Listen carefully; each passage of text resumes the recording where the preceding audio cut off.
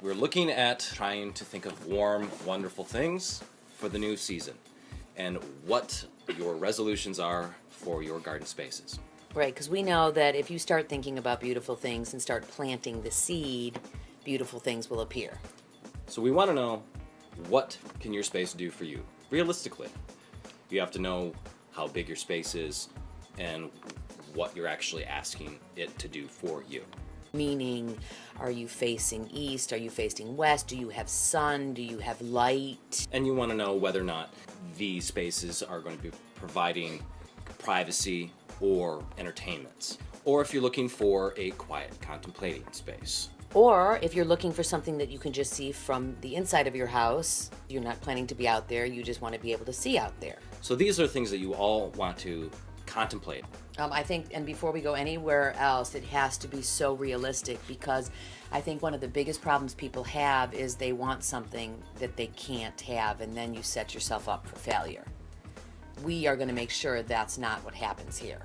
So now when you're dealing with entertainment spaces, we need to what your thoughts are going to be. So if you're going to be needing large space for large entertaining, then of course we have to review the space and determine whether or not that space can do what you're asking it to do.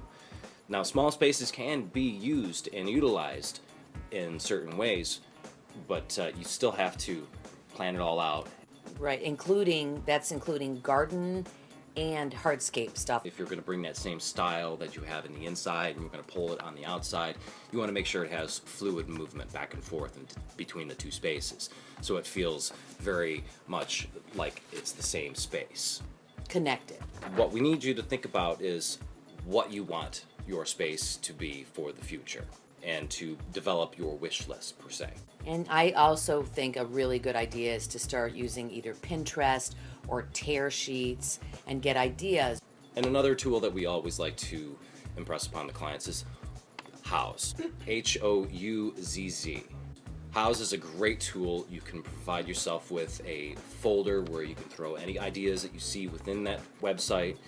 So it's a great space. It shows you numerous different options of landscapes inside, outside, and it just gives you lots of ideas. So it's something that's a great tool, and it helps us as the designers to be able to implement and design the space that you're looking for.